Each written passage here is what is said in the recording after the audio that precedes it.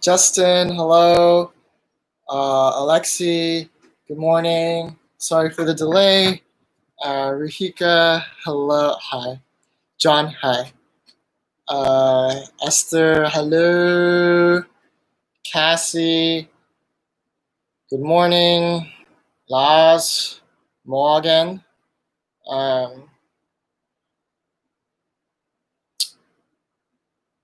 Guten Tag. Okay. Sind wir in Morgen oder ist das Mittag? Fardine, hi. Lara, hi. Genau so. Ja. Es ist fast Mittag, right? So it's basically noon. So Guten Tag werde ich sagen. Okay. Elan, hello. Aaron, hello. Cassie, I'm okay. You know, obviously there's a lot of stuff going on, and it's very difficult navigating the intersectionality between wanting to do something to help and also being aware of the pandemic and how certain actions will inevitably cause a second spike in the straining the healthcare system. It's all really complicated.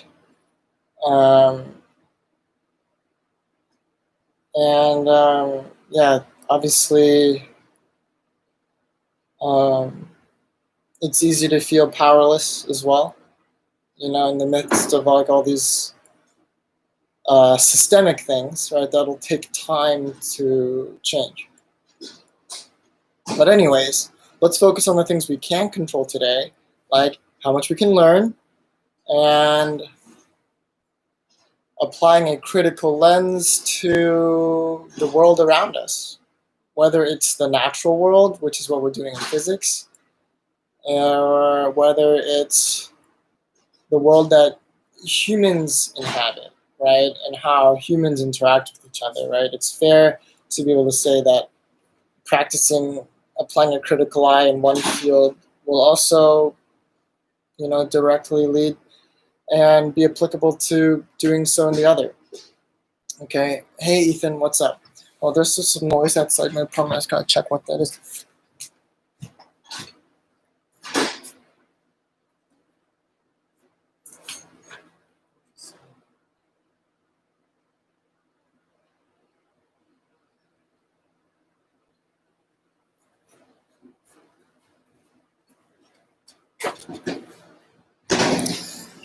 All right. So where were we? Okay. So yesterday we learned about the Doppler effect, and we kind of took a step back. I thought that was something important to learn. It's super. It has a lot of applications. We're going to actually look at the analog of the Doppler effect for light waves. Okay. Probably tomorrow. Okay, and look at how a concept as basic as the one we learned yesterday, that objects, sources of waves that move away from you, playing a certain frequency, you will hear a lower frequency. And if the source moves towards you, you hear a higher frequency, right? We learned why that's true yesterday. It's super absorbable, super accessible at even the high school level. A concept as basic as that was used and explored in space to win the Nobel Prize in 2013. All right, and we're going to take a look at the experiment. We're going to take a look at how fiendishly simple all the concepts are, and just tell you that, you know, that physics is cool and accessible and blah, blah, blah, blah, blah. And really cool, because it actually said something very profound about our universe. Right, a hint. Hello, Rosie. And also, you know, Cassie, I'll put that question back on you. How are you? Okay, I got your email, Cassie.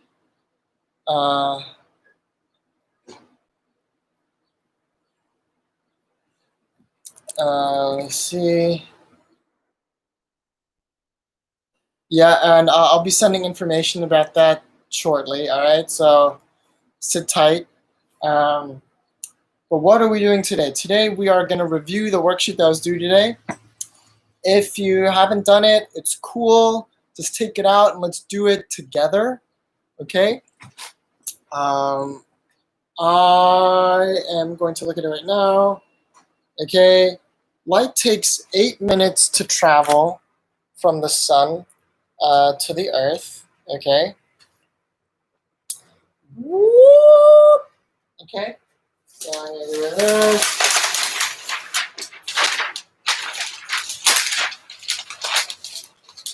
You're in Florida. Wow. I have a feeling that's not as safe as New York, considering they lifted most of their social distancing guidelines because their governor is an idiot. What governor isn't an idiot? Am I right? So, hashtag Andrew Cuomo. Okay, so let's take a look at what's going on here, right? So,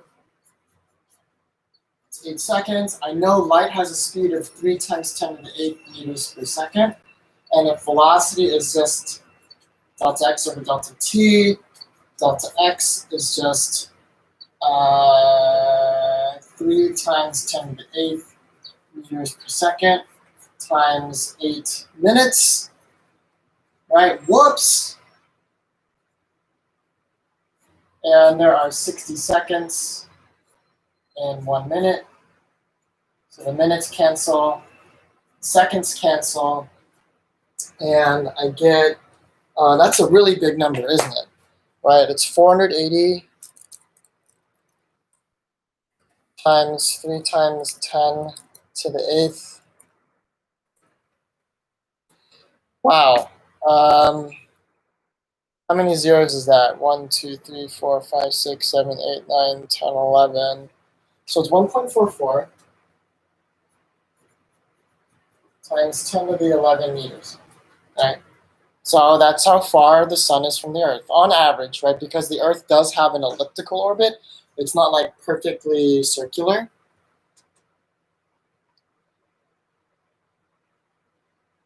Wow, when did you get to Florida, Cassie? I hope your grandparents' internet is chill enough to handle the stream. I hope you're not going too bored out there. Where in Florida? Are you in Miami, perchance? And let's go to the second one. Around how much time does it take for a light from the light bulb to reach here? I mean, this has to do with like some estimation, right? So I'm looking at my light, right, on my ceiling. It's around 2 meters away, all right? The speed is still 3 times. So your answers are going to differ, right? But for me, right, change in time is delta x over v. So this is 2 over 3 times 10 to the 8th. So this is 6.67 times 10 to the negative 9 seconds, right? This is an order of nanoseconds, right? And that's why for us, it basically seems instantaneous from when a light turns on to when we observe it in our eyeballs, right? Because the distance is, I mean, it's still pretty far, but when you're traveling at, 3 times 10 to the 8th meters per second, almost everything's instantaneous. And what that should really do is just kind of hammer home, like, the geological or astronomical scale that the universe operates at, right? Like the fact that light takes 8 minutes. Like if the sun had an on and off switch, right, and I turned the sun off, light from the sun would still be hitting the earth for 8 minutes, right? We wouldn't know like the sun had turned off for at least 8 minutes, right? That's just how far things are away from each other, like in space. How small a time can humans perceive? It depends on like what you like. It depends on like how you define perception, right? If it's like to make a reaction, like our reaction time is of the order of like 10 to the negative 2 seconds, right? But the actual perception in your brain is a little different than moving a muscle, right? To show that you've reacted. But if you think about it, like how are psychologists supposed to construct an experiment that properly measures perception time when they need you to tell them when you perceive something, right?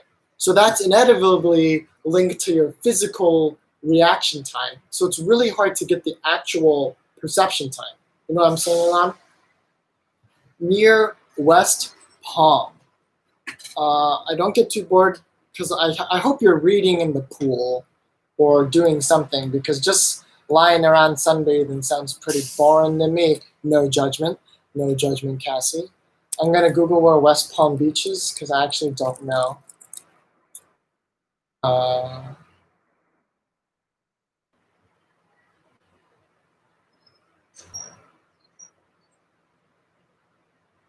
Oh, that's a little far from Miami. I mean, it's pretty close to Miami. It's like an hour drive, right? I only asked because I recently saw this documentary. Well, swimming sun too, cool. Okay, you know what's more cool? Reading. Okay, so I recently watched a documentary about the wild parrot population in Miami, and there's like apparently like a very large parrot population, like either like macaws or like gray parrots, red macaws, yellow macaws, like green parakeets and stuff. And they have formed like a second non-native population in Miami, and they're just like chilling in the city, and they're very so. You know, parrots live to be like 80. Like they form like really tight knit social groups. They flock everywhere. It's very beautiful. And if I were to go to Miami, I would definitely go birding, yeah, and try and check them out. How did they happen? Like escaped pets, I guess. And then they bred, and they did the thing. Anyways, let's move on. Light with a wavelength of 690 nanometers is characterized as red. What is the frequency of this light? For this, you're basically just going to use the wave formula. V is lambda times frequency. And know that 690 nanometers, the conversion is 10 to the 9th nanometers is in 1 meter. Okay. Right, and what am I using as my V? My V is 3 times 10 to the 8th meters per second. Ooh, I'm running out. Yeah. I hate ordering stuff online. All right, so the answer to that, Isabel, are you in the chat?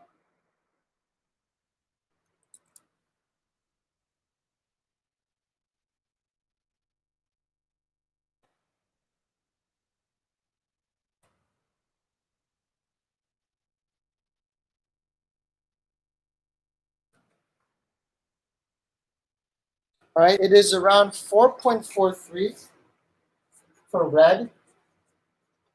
4.43 times 10 to the 14 hertz, right? That's an incredibly high frequency, right?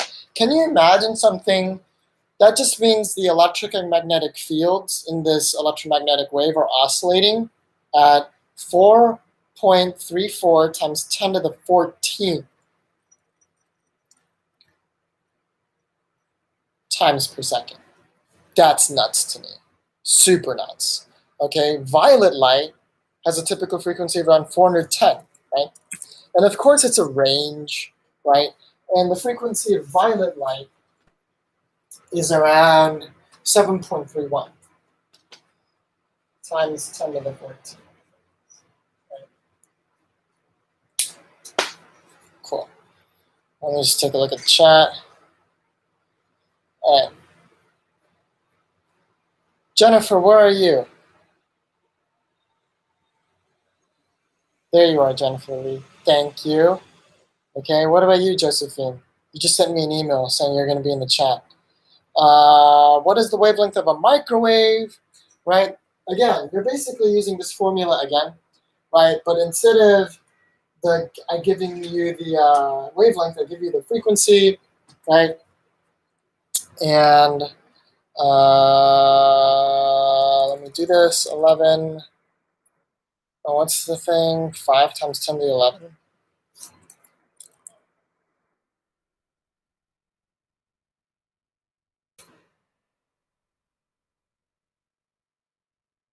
Right, and it's 0.0006, right?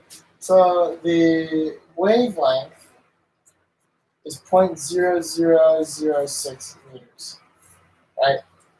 And this is why it's called a microwave, because what that is, this is equal to 600 micrometers, right? So the reason why we call a microwave is because the wavelength is of the order of millimeters, right, or up to 100 millimeters, micrometers, okay? That's why it's called a microwave, all right? The wavelength of an X-ray, which has a much higher frequency, it's 4 times 10 to the 18, okay? So 4 times 10 to the 18.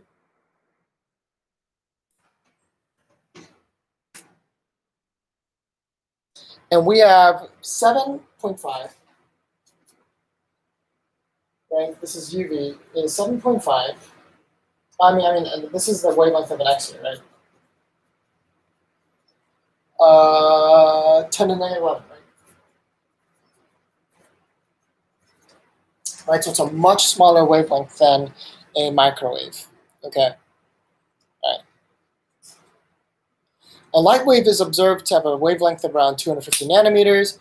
What is its frequency? I'm not even going to do this, right? Because I can actually answer this question without doing the math, right? Can I see it with my naked eye? No. It has a smaller wavelength than violet light. Because I know from number 3 that violet light has a wavelength of 410 nanometers. So I know that this frequency is going to be greater than violet, which means what? You betcha.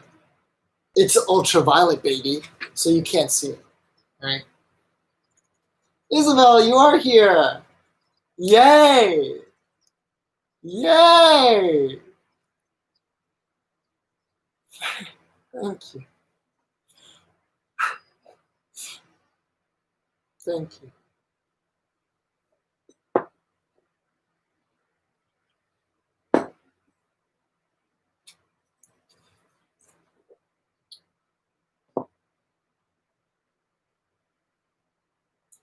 It's a very good question, Lars. We will go over that when we go over the particle nature of light, but we're only going over the wave nature of light here.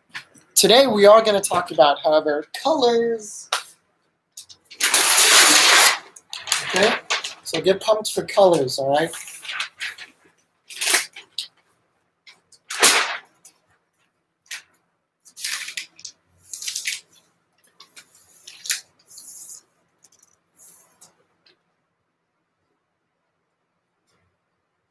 All right. A lot of you should have learned this in like a previous class or something, but if you haven't, it's okay, right? What does it mean, right? Here's my question, right?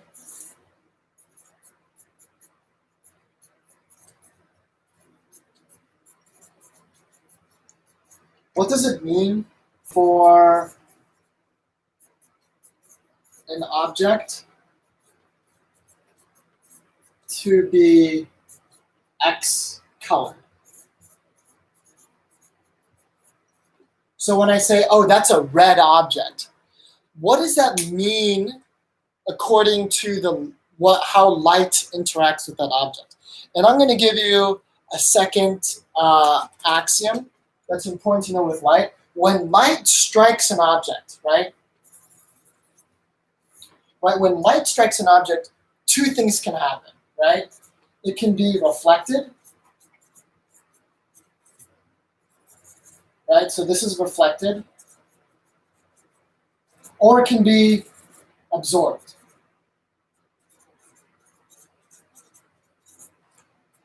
Okay? Exactly, right? So when I say an object is X colored, it means it absorbs all colors of light except X, right? And it'll reflect out X. Okay? Fardeen? Well, why are you bothering me in the chat about your email? Huh?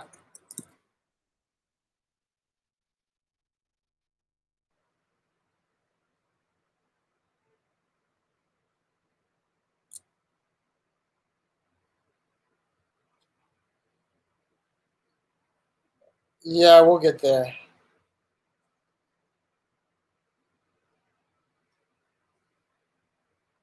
Anyways,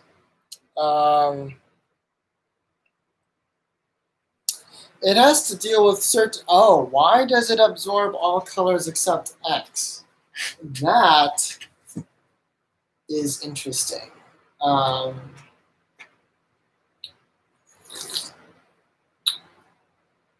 That really is interesting. We're going to go over that, I think, 2 weeks from now. All right, so basically, we're going to learn about that like the last week of school. We're almost done. Fardeen, I'll answer your email shortly.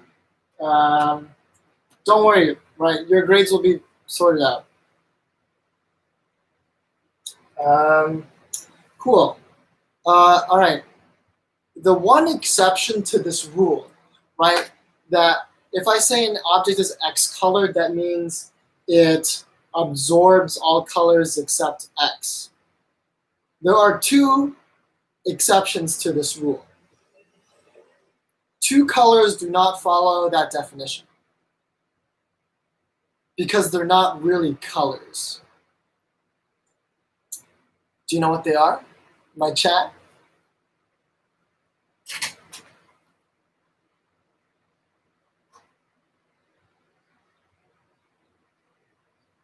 White and black.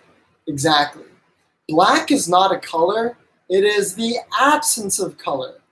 So why is an object black? Because it absorbs every color. A black object reflects very little light, which is why it looks black, because black by definition is the absence of light. Right? It's the absence of any light. White, on the other hand, is all light combined. So if I have a blue wave, pretty high frequency, a green wave, a little longer wavelength, orange, even longer, okay, red, even longer, right, violet, which is so super high frequency, right? The superposition of all of those waves, right, appears white to our eyes, right? Settle down, Alexi, which is really cool, right? So a white object reflects all light. And when I see white light, like from the sun or whatever, it's actually all the colors all at once, right? Which is why when I shine white light on an object, I can see what color the object is, because white light comprises of all the colors. So if I shine white light on this blue marker, every color is hitting this marker, but only blue is getting reflected, right? Which is why white light can show you all colors, right? But for example, if the light in my room was pure blue, right, I could only really see this one, and it would appear kind of invisible, and these four would be black, right? Because these four markers would absorb all the blue light. This would reflect the blue light, and yeah, so a blue light really isn't that helpful, is it? Right? So the only light useful in kind of determining what colors things are is white. Okay?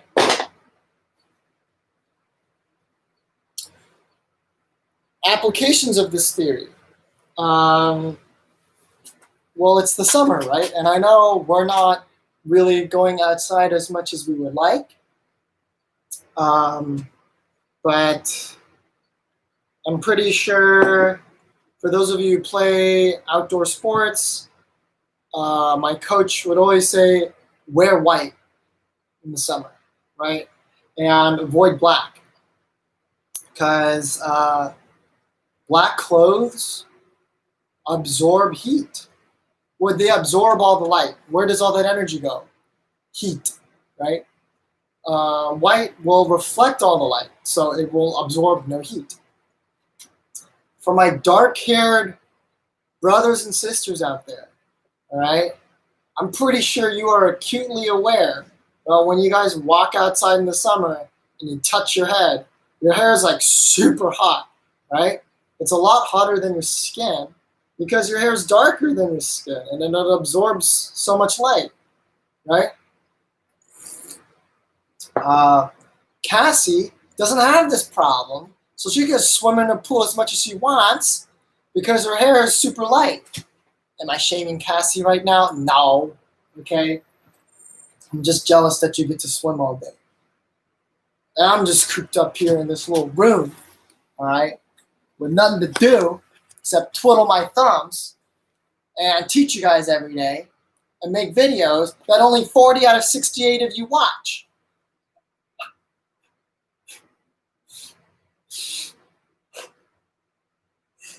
I'm sorry. Okay, yeah. But yeah, you guys do know that, right? So the fact that when you lay out a dark object in the sun and the white object in the sun, and the dark object is hotter, is enough evidence for you to be able to say like the dark object absorbed a lot more light, right? Elon also brings up a fantastic point in that all objects reflect a little bit of light, and that's how you can actually see them. And there's no such thing as a true black, right? Of course, look, like, okay, so if you see this reflection, right, like obviously like this is reflecting some light, right, because you could see. So it's not a true black.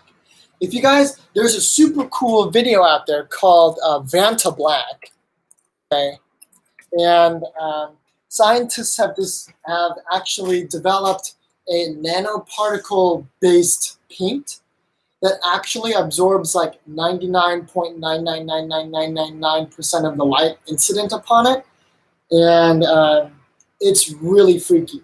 So what they have to show you like its properties is they paint a sphere and like a mannequin face, like a sculpture of a face with the Vanta Black, and they rotate the face like it's in a very brightly lit room, and they rotate the face around, and all you can see is the silhouette. You can't see like the you can imagine like when someone wears one of those like stupid nylon suits like the purple men or like the green men or like the pink guys, like you can see like the contours, right? You can see the shadows and how, you know, but when they paint it with Vanta Black, like none of that's visible. All you can see is like the outline, and everything inside is this pure black. And it's like, yeah, it's super weird, right? It looks like a shadow, essentially, because you can't see any detail in the middle. And like, so that when they painted the sphere with the Vanta Black, all that was visible was just a black circle. It looked like a 2D circle. Yeah, because no light was being reflected. So that's an example of like pure black, like as close as we have come to pure black. Pretty cool, huh? Why wouldn't that be useful though? If you shine a LED on it,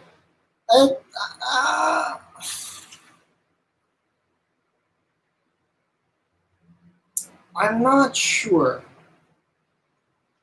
I can imagine there are some laboratory settings where you want no reflection, kind of like how there are certain rooms where you want the walls to absorb all the sound, so there's no echoes and stuff.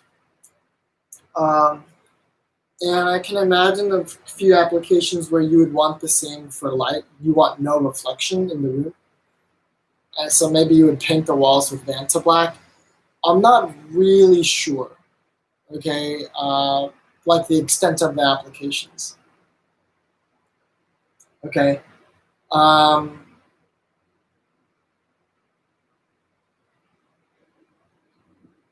Here is your homework, and I will post it on Google Classrooms, all right? But I want you to think about this.